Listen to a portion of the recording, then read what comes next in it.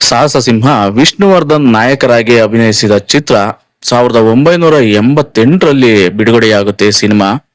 ಈ ಚಿತ್ರದಲ್ಲಿ ಭವ್ಯ ನಾಯಕಿಯಾಗಿ ನಟಿಸಿದ್ರೆ ಸುಧೀರ್, ದೊಡ್ಡಣ್ಣ, ದೇವರಾಜ್, ಮುಖ್ಯಮಂತ್ರಿ ಚಂದ್ರು, ಸುಂದರ್ ಕೃಷ್ಣದಾಸ್, ಉಮಾಶ್ರೀ, ರಾಜನಂದ್ ಇನ್ನು ಸಾಕಷ್ಟು ಕಲಾವಿದರು ಈ ಸಿನಿಮಾದಲ್ಲಿ ನಟಿಸ್ತಾರೆ. ಯಾವ್ದು ಆ ಸಿನಿಮಾ, ಏನಾದ್ರ ಸ್ಟೋರಿ ಅಂತ ನೋಡೋಕ್ಕೂ ಮುಂಚೆ ಯಾರೆಲ್ಲ ನನ್ನ ಚಾನಲ್ ನ ಸಬ್ಸ್ಕ್ರೈಬ್ ಮಾಡ್ಕೊಂಡಿಲ್ವೋ ದಯಮಾಡಿ ಸಬ್ಸ್ಕ್ರೈಬ್ ಮಾಡ್ಕೊಳ್ಳಿ. ಹಾಗೆ ಬೆಲ್ ಬಟನ್ ನ ಕ್ಲಿಕ್ ಮಾಡಿ ಲೈಕ್, ಶೇರ್, ಕಮೆಂಟ್ ಕೊಟ್ಬಿಡಿ ಅಂತ ಕೇಳ್ಕೊಳ್ತಾ, ಗುರುಗಳೇ ನಿಮ್ಮ ಸಪೋರ್ಟ್ ನಮ್ಗೆ ತುಂಬಾ ಇಂಪಾರ್ಟೆಂಟ್. ಹಾಗಾಗಿ ದಯವಿಟ್ಟು ಒಂದೇ ಒಂದು ಸಬ್ಸ್ಕ್ರೈಬ್ ಮಾಡ್ಕೊಳ್ಳಿ. ಹಾಗೆ ಕಥೆನ ನೋಡೋದಾದ್ರೆ ಮುನ್ಸಿಪಲ್ ಪ್ರೆಸಿಡೆಂಟ್ ಆಗಿರ್ತಾರೆ ಸುಧೀರ್ ಅವರು. ಅವರ ಮಗಳು ಭವ್ಯ ಸೊ ನಗರದಲ್ಲಿ ತನ್ನ ಸ್ನೇಹಿತರ ಜೊತೆಗೂಡಿ ಕಾರಿನಲ್ಲಿ ಬಂದು ಗೂಡಂಗಡಿಗಳನ್ನು ಧ್ವಂಸ ಮಾಡ್ತಾಳೆ. ಆಗ ಅಲ್ಲಿಗೆ ಬಂದ ನಾಯಕ ಆಕೆಗೆ ಚೀಮಾರಿ ಆಗ್ತಾನೆ. ಯಾವ್ದು ಈ ಸಿನಿಮಾ ಅಂದ್ರೆ ಜನನಾಯಕ. ಸೊ ವಿಷ್ಣುವರ್ಧನ್ ಅವರ ತುಂಬಾ ಹೈಪ್ ಅನ್ನ ಕ್ರಿಯೇಟ್ ಮಾಡಿದಂತ ಸಿನಿಮಾ ಜನನಾಯಕ 17/5/1988ರಲ್ಲಿ ರಿಲೀಸ್ ಆಗುತ್ತೆ. ಸೊ ಚೀಮಾರಿ ಆಗ್ತಾನೆ. ಇದಕ್ಕೆ ನಾಯಕಿ ನಿನಗೆ ಧೈರ್ಯವಿದ್ದರೆ ಇದೇ ಸ್ಥಳಕ್ಕೆ ನಾಳೆ ಬರುವಂತೆ ಸವಾಲನ್ನ ಹಾಕ್ತಾಳೆ. ಸವಾಲನ್ನ ಸ್ವೀಕರಿಸಿದ ನಾಯಕ ಮರುದಿನ ಆ ಸ್ಥಳಕ್ಕೆ ಬರ್ತಾನೆ. ನಾಯಕಿ ಕರೆತಂದಿದ್ದ ಗೂಂಡಗಳೊಂದಿಗೆ ಹೊಡೆದಾಡ್ತಾನೆ, ಹೋರಾಡಿ ಜಯಿಸ್ತಾನೆ. ನಾಯಕನ ಚಿಕ್ಕಪ್ಪ ವಾಸವಿರುವ ಊರಿನಲ್ಲಿ ನಾಯಕಿಯ ತಂದೆ ವಾಸವಾಗಿರ್ತಾನೆ. ಆತನ ಮಗ ದೇವರಾಜ್ ಪ್ರತಿದಿನ ಅಂಗಡಿಗಳಲ್ಲಿ ರೋಲ್ ಕಾಲ್ ಮಾಡ್ತಾ ಇರ್ತಾನೆ. ದೇವರಾಜ್ ಒಂದು ದಿನ ನಾಯಕನ ಚಿಕ್ಕಪ್ಪನ ಮಗಳನ್ನ ಬಲಾತ್ಕಾರ ಮಾಡಲು ಪ್ರಯತ್ನಿಸ್ತಾನೆ ದೇವರಾಜ್. ಇದರಿಂದ ಮನನೊಂದ ಆಕೆ ಆತ್ಮಹತ್ಯೆ ಮಾಡ್ಕೊಳ್ಳೋದಕ್ಕೆ ಹೋಗ್ತಾಳೆ. ಸೊ ಆತ್ಮಹತ್ಯೆ ಮಾಡ್ಕೊಂಡ್ಬಿಡ್ತಾಳೆ ಕೂಡ.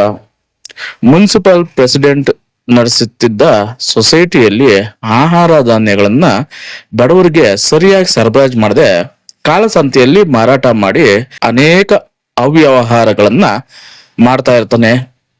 ಉನ್ನತ ಅಧಿಕಾರಿಯಾದ ನಾಯಕನ ತಂದೆ KH ಅಶ್ವಥ್ ಅವರು ಲೆಕ್ಕ ಪರಿಶೋಧನೆಗೆ ಬಂದಾಗ ಅವರಿಗೆ ಸುಧೀರ್ ಲಂಚ ಕೊಡಲು ಮುಂದಾಗ್ತಾನೆ. ಇದರಿಂದ ರೊಚ್ಚಿಗೆದ್ದ ಆತ ನಿಮ್ಮ ಅಕ್ರಮ ಬಯಲು ಮಾಡುವುದಾಗಿ ಹೇಳಿ ಹೊರಟೋಗ್ತಾನೆ. ಆಗ ಸುಧೀರ್ ಕಡೆಯವರು ನಾಯಕನ ತಂದೆನ ಕೊಲೆ ಮಾಡ್ತಾರೆ. ಆಗ ತನ್ನ ತಂದೆಯ ಸಾವಿಗೆ ಪ್ರತೀಕಾರ ತೀರಿಸಿಕೊಳ್ಳಲು ನಾಯಕ ಮತ್ತೆ ಆ ಊರಿಗೆ ಬರ್ತಾನೆ. ಆ ಊರಿಗೆ ಬಂದಾಗ ನಾಯಕಿಯ ತಂದೆಯಿಂದ ಅನೇಕ ಜನರು ತೊಂದರೆ ಅನುಭವಿಸ್ತಾ ಇರ್ತಾರೆ. ಅದು ನಾಯಕನಿಗೆ ಗೊತ್ತಾಗುತ್ತೆ. ನಾಯಕಿಯ ತಂದೆಯ ಅಕ್ರಮ ಚಟುವಟಿಕೆಗಳಿಗೆ ಕಡಿವಾಣನ ಹಾಕ್ಲೇಬೇಕು ಅಂತ ತೀರ್ಮಾನ ಮಾಡ್ಕೊಂಡು ಕಡಿವಾಣನ ಹಾಕ್ತಾನೆ. ನಾಯಕನನ್ನ ದ್ವೇಷಿಸ್ತಾ ನಾಯಕನಿಗೆ ಹೇಗೆ ಒಲಿತಾಳೆ. ಸೊ ನಾಯಕನ ದ್ವೇಷ ಮಾಡಿಕೊಂಡು ಅದೇ ನಾಯಕಿ ಈ ನಾಯಕನಿಗೆ ಹೇಗೆ ಒಲಿತಾಳೆ, ಹೇಗೆ ಪ್ರೀತಿಯಲ್ಲಿ ಬೀಳ್ತಾಳೆ ಅನ್ನೋದು ಈ ಸಿನಿಮಾದ ಸ್ಟೋರಿ. ಹಾಗೆ ನಾಯಕ ಹೇಗೆ ಜನನಾಯಕ ಆಗ್ತಾನೆ ಮುಂತಾದ ಪ್ರಶ್ನೆಗಳಿಗೆ ಈ ಚಿತ್ರ ನೋಡಿದ್ರೆ ನಿಮ್ಗೆ ಗೊತ್ತಾಗುತ್ತೆ ಗುರು. ನಾನು ಈ ಸಿನಿಮಾ ನೋಡಿದೆ, ತುಂಬಾ ಚೆನ್ನಾಗಿದೆ. ಆ ಕಾಲದಲ್ಲೇ ನೋಡಿದ್ದೆ. ಸೊ ಈಗ ಈ ಸಿನಿಮಾ ಕೆಲವೊಂದು ಪ್ಲಾಟ್ಫಾರ್ಮ್ಗಳಲ್ಲಿ ಸಿಗುತ್ತೆ, ನೀವು ನೋಡ್ಬೋದು. ತುಂಬಾ ಅದ್ಭುತವಾದ ಸಿನಿಮಾ, ತುಂಬಾ ಚೆನ್ನಾಗಿದೆ ಮೂವಿ. 1988ರಲ್ಲಿ ತೆರೆ ಕಂಡಂತ ಸಿನಿಮಾ ತುಂಬಾನೇ ಅದ್ಭುತ ಯಶಸ್ಸನ್ನ ಪಡಿತೈತೆ. ಸೊ ಈ ಸಿನಿಮಾ ಒಟ್ಟಾರೆ ಹೇಳೋದಾದ್ರೆ ವಿಷ್ಣುವರ್ಧನ್ ಕನ್ನಡ ಸ್ಟೈಲಿಶ್ ನಾಯಕ ಎಂದ್ರೆ ತಪ್ಪಾಗಲಾರದು. ಕೂಲಿಂಗ್ ಗ್ಲಾಸ್ ಹಾಕಿಕೊಂಡಾಗ ಎಷ್ಟು ಸುಂದರವಾಗಿ ಕಾಣ್ತಾರೆ ಅಂದ್ರೆ ವರ್ಣಿಸಲು ಅಸಾಧ್ಯ. ಅಷ್ಟೇ ಅದ್ಭುತವಾಗಿ ಅಭಿನಯಿಸಿದರೆ ಕೂಡ. ನಾಯಕಿ ಭವ್ಯ ಪ್ರಾರಂಭದಲ್ಲಿ ಹಠಮಾರಿ ಹೆಣ್ಣಾಗಿ ನಂತರ ಗೃಹಿಣಿಯಾಗಿ ತುಂಬಾ ಮುದ್ದಾಗಿ ಕಾಣಿಸ್ಕೊಂತಾರೆ ಅಂತ ಹೇಳ್ಬೋದು. ಖಳನಾಯಕನಾಗಿ ಸುಧೀರ್ ಹಾಗೂ ದೇವರಾಜ್ ಅತ್ಯುತ್ತಮವಾಗಿ ನಟಿಸಿದರೆ. ಈ ಚಿತ್ರದಲ್ಲಿ ನಿಜವಾದ ಅಚ್ಚರಿ ಅಂದ್ರೆ ಮುಖ್ಯಮಂತ್ರಿ ಚಂದ್ರು ಅವರ ಪಾತ್ರ. ತಮ್ಮ ಹಿಂದಿನ ಚಿತ್ರಗಳಲ್ಲಿ ಪ್ರಮುಖ ಖಳನಾಯಕನಾಗಿ ನಟಿಸಿದ್ದರೂ ಈ ಚಿತ್ರದಲ್ಲಿ ಖಳನಾಯಕನಿಗೆ ಕೊಡೆ ಹಿಡಿಯುವ ಪಾತ್ರದಲ್ಲಿ ಲೀಲಾಜಾಲವಾಗಿ ಅಭಿನಯಿಸಿದರೆ ಮುಖ್ಯಮಂತ್ರಿ ಚಂದ್ರು ಅವರು. ಫೈಟ್ ಅನ್ನು ಪ್ರೇಕ್ಷಕರು ಎಂಜಾಯ್ ಮಾಡುವುದು ಮಾಮೂಲಿ ಅಂತ ಹೇಳ್ಬೋದು. ಆದ್ರೆ ಈ ಚಿತ್ರದಲ್ಲಿ ವೀರದು ವೀರಕಣೆ ಹಾಡಿನಲ್ಲಿ ಮತ್ತು ಫೈಟ್ ಒಟ್ಟಿಗೆ ಇರುವುದು ಈ ಚಿತ್ರದ ವಿಶೇಷ ಅಂತ ಹೇಳ್ಬೋದು. ಅಂದಾಗಿ ಚಿತ್ರದಲ್ಲಿ ಇರುವ ಎಲ್ಲ ಹಾಡುಗಳು ಉತ್ತಮವಾಗಿವೆ. ಎಂತಹ ಸೂಪರ್ ಹಿಟ್ ಚಿತ್ರವಾದ್ರೂ ಕೆಲವೊಂದು ಬೋರ್ ಹೊಡಿಸುವ ಸನ್ನಿವೇಶ ಇದ್ದೇ ಇರ್ತೈತೆ. ಆದ್ರೆ ಈ ಚಿತ್ರದಲ್ಲಿ ಯಾವ ಒಂದು ದೃಶ್ಯವೂ ಬೋರ್ ಹೊಡ್ಸಲ್ಲ, ಅಷ್ಟೊಂದು ಬೇಜಾರು ಅನ್ಸಲ್ಲ. ಅಷ್ಟು ಬಿಗಿಯಾದ ನಿರೂಪಣೆಯನ್ನು ಭಾರ್ಗವ್ ಅವರು ಮಾಡಿದ್ದಾರೆ. ಚಿತ್ರದ ಹೈಲೈಟ್ ಅಂದ್ರೆ ಸಂಗೀತ. ನಾಯಕನ ಹಿನ್ನೆಲೆಗೆ ಬರುವ ಸಂಗೀತ ಎಷ್ಟು ಅದ್ಭುತವಾಗಿದೆ ಅಂದ್ರೆ ನಿಜಕ್ಕೂ ರೋಮಾಂಚನವನ್ನ ಉಂಟು ಮಾಡುತ್ತೆ ಅಂತ ಹೇಳ್ಬೋದು ಆ ಸಂಗೀತ. ಅಂದ ಹಾಗೆ ಈ ಸಿನಿಮಾದಲ್ಲಿ ತುಂಬಾನೇ ಜನ ನಟಿಸಿದ್ರೆ. ಹಾಗೆ ಈ ಸಿನಿಮಾದ ನಿರ್ದೇಶನ ಮತ್ತು ಚಿತ್ರಕಥೆನ ನೋಡೋದಾದ್ರೆ NT ಜಯರಾಮ್ ರೆಡ್ಡಿ ಚಿತ್ರಕಥೆನ ಬರೀತಾರೆ. ಭಾರ್ಗವ್ ಅವರು ಈ ಸಿನಿಮಾನ ನಿರ್ದೇಶನ ಮಾಡ್ತಾರೆ. ರಾಜಾರಾಮ್ ಅವರ ಜೊತೆಗೂಡಿ ಈ ಸಿನಿಮಾನ ನಿರ್ಮಾಣವನ್ನು ಮಾಡ್ತಾರೆ. ಈ ಚಿತ್ರಕ್ಕೆ ಚಿತ್ರದುರ್ಗದ ಖ್ಯಾತ ಕಾದಂಬರಿಕಾರರಾದ BL ವೇಣು ಸಂಭಾಷಣೆನ ಬರೀತಾರೆ. ಹಾಗೆ ಒಂದು ಸಣ್ಣ ಪಾತ್ರದಲ್ಲೂ ಕೂಡ ಅವರು ನಟಿಸ್ತಾರೆ ಈ ಸಿನಿಮಾದಲ್ಲಿ.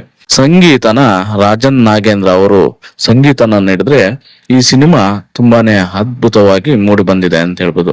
1988ರಲ್ಲಿ ಬಿಡುಗಡೆಯಾಗಿ ತುಂಬಾನೇ ಬ್ಲಾಕ್ ಬಸ್ಟರ್ ಅನ್ನ ಪಡೆದುಕೊಳ್ಳುತ್ತೆ ಈ ಸಿನಿಮಾ. ಸೊ ಸುಧೀರು ಮತ್ತೆ ಅವರ ಮಗಳು ಭವ್ಯ, ದೇವರಾಜು ಇವರೆಲ್ಲ ಜನಗಳಿಗೆ ತುಂಬಾ ಅನ್ಯಾಯ ಮಾಡ್ತಾ ಇರ್ತಾರೆ. ಅಕ್ಕಿನ ಕಾಳಸಂತೆಯಲ್ಲಿ ಮಾರಾಟ ಮಾಡ್ಕೊಂತಾ ಇರ್ತಾರೆ.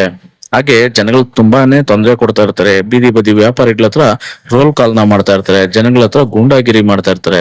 ಸೊ ಇದನ್ನೆಲ್ಲ ವಿಷ್ಣುವರ್ಧನ್ ಅವರು ಎದುರಿಸ್ತಾರೆ, ಒಡೆದಾಡ್ತಾರೆ.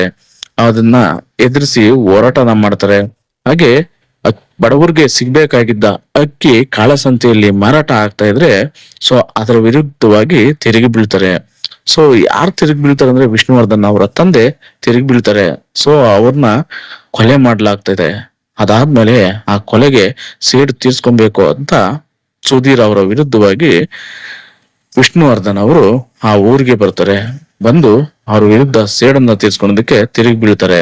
ಸೊ ಇಂಥ ಸಂದರ್ಭಗಳಲ್ಲಿ ನಾಯಕಿನೂ ಇವನ ವಿರುದ್ಧ ಇರ್ತಾಳೆ, ದೇವರಾಜ್ ಇವನ ವಿರುದ್ಧ ಇರ್ತಾನೆ, ಸುಧೀರ್ ಇವನ ವಿರುದ್ಧ ಇರ್ತಾನೆ. ಅಂತ ಸಂದರ್ಭದಲ್ಲಿ ನಾಯಕಿಯಾಗಿರೋ ಭವ್ಯ ಹೇಗೆ ವಿಷ್ಣುವರ್ಧನ್ ಅವರನ್ನ ಇಷ್ಟಪಟ್ಟು ಪ್ರೀತಿಲಿ ಬೀಳ್ತಾರೆ, ಹೇಗೆ ಇವರಿಬ್ಬರು ಪ್ರೀತಿ ಸಕ್ಸಸ್ ಆಗುತ್ತೆ ಅನ್ನೋದು ಈ ಸಿನಿಮಾದಲ್ಲಿ ತುಂಬಾ ವಂಡರ್ಫುಲ್ ಲೈನ್ ಅಂತ ಹೇಳ್ಬೋದು. ಅದು ಯಾಕಂದ್ರೆ ಅಷ್ಟು ಕೂಗಾಡಿ ಕಿರ್ಚಾಡಿ ಕಿತ್ತಾಡ್ತಾ ಇದ್ದವರು ಪ್ರೀತಿಲಿ ಬೀಳ್ತಾರಲ್ಲ, ಅದು ವಂಡರ್ಫುಲ್. ಸೊ ತುಂಬಾನೇ ಚೆನ್ನಾಗಿದೆ ಅಂತ ಹೇಳ್ಬೋದು. ಸೊ ಸಿನಿಮಾ ಓವರ್ ಆಲ್ ನನಗಂತೂ ತುಂಬಾನೇ ಇಷ್ಟ ಆಯ್ತು. ಸಿನಿಮಾ ನೋಡಿದ್ರೆ ತುಂಬಾ ಅದ್ಭುತವಾಗಿದೆ. ಒಂದು ಜನನಾಯಕ ಅಂತಕ್ಕಂಥ ಸಿನಿಮಾಗೆ ಹೇಳಿ ಮಾಡಿಸಿದಂತ ಸ್ಟೋರಿ. ಆಗಿನ ಕಾಲಕ್ಕೆ ತುಂಬಾನೇ ಹಿಟ್ ಆಗುತ್ತೆ ಈ ಸಿನಿಮಾ, ತುಂಬಾ ಯಶಸ್ಸನ್ನ ಪಡೆಯುತ್ತೆ. ಎಲ್ಲೆಲ್ಲೂ ವಿಷ್ಣುವರ್ಧನ್ ಅವ್ರನ್ನ ರಾರಾಜಿಸ್ತಾರೆ, ಪೂಜಿಸ್ತಾರೆ. ಜನನಾಯಕ ಸಿನಿಮಾ ನಾನು VCP ಕ್ಯಾಸೆಟ್ ಅಲ್ಲಿ ನೋಡಿರ್ತಕ್ಕಂಥದ್ದು ಆ ಕಾಲದಲ್ಲಿ. ಸೊ ತುಂಬಾ ಅದ್ಭುತವಾದ ಮೂವಿ. ಆವಾಗ ಎಲ್ಲೇ ಹೋದ್ರು VCP ಒಂದು ಇರ್ತಾ ಇತ್ತು. ಆ VCP ಕ್ಯಾಸೆಟ್ ತುಂಬಾನೇ ಚೆನ್ನಾಗಿ ಆ ಕಾಲದಲ್ಲಿ ಅದೊಂದು ಟ್ರೆಂಡ್. ಸೊ VCP ಮತ್ತೆ ಟಿವಿನ ಬಾಡಿಗೆಗೆ ತಗೊಂಬಂದು ಸಿನಿಮಾಗಳನ್ನ ನೋಡ್ತಕ್ಕಂಥದ್ದು. ಸೊ ನಾವು ಕೂಡ ಬಾಡಿಗೆಗೆ ತಗೊಂಬಂದು ಟಿವಿನಲ್ಲಿ VCP ಎರಡೂ ಬಾಡಿಗೆಗೆ ತಗೊಂಬಂದು ಟಿವಿನಲ್ಲಿ ಹಾಕೊಂಡು ರಾತ್ರಿ ಎಲ್ಲ 1-3 ಫಿಲಿಂ ನೋಡ್ತಾ ಇದ್ರಿ. ಸೊ ಆ ದಿನಗಳು, ಅಂತ ದಿನಗಳಲ್ಲಿ ಆ ಸಿನಿಮಾನ ನೋಡಿದ್ದೆ. ಸೊ ತುಂಬಾ ಅದ್ಭುತವಾಗಿದೆ ಮೂವಿ. ಸೊ ಈಗ ಬಿಡಿ ಎಲ್ಲೆಲ್ಲೋ ಸಿಕ್ಬಿಡ್ತವೆ ನೋಡ್ಬೇಕು ಅಂದ್ರೆ. ಸೊ ನೀವು ಯಾರಾದ್ರೂ ನೋಡಿಲ್ಲ ಅಂದ್ರೆ ಒಂದ್ಸರಿ ನೋಡಿ, ಸಿಗುತ್ತೆ, ಬೇಜಾನ್ ಸಿಗುತ್ತೆ ಎಲ್ಲೆಲ್ಲೋ ಒಂದೊಂದು ಪ್ಲಾಟ್ಫಾರ್ಮ್ಗಳಲ್ಲಿ. ನೋಡಿ ಸಿನಿಮಾ ಹೇಗಿದೆ ಅಂತೇಳಿ. ಹಾಗೆ ನನ್ನ ವಿಡಿಯೋ ಖಂಡಿತ ನಿಮ್ಗೆ ಇಷ್ಟ ಆಗಿದ್ರೆ ದಯಮಾಡಿ ಒಂದೇ ಒಂದು ಸಬ್ಸ್ಕ್ರೈಬ್ ಮಾಡ್ಕೊಳ್ಳಿ, ಬೆಲ್ ಬಟನ್ ನ ಕ್ಲಿಕ್ ಮಾಡಿ, ಲೈಕು, ಶೇರು, ಕಮೆಂಟ್ಸು ಕೊಟ್ಬಿಡಿ. ಹಾಗೆ ನಿಮ್ ಸಪೋರ್ಟ್ ನಂಗೆ ತುಂಬಾ ಇಂಪಾರ್ಟೆಂಟು. ಹಾಗೆ ಹೀಗೆ ಸಪೋರ್ಟ್ ಮಾಡ್ತಾ ಇರಿ, ನನ್ನನ್ನ ಬೆಂಬಲಿಸ್ತಾ ಇರಿ.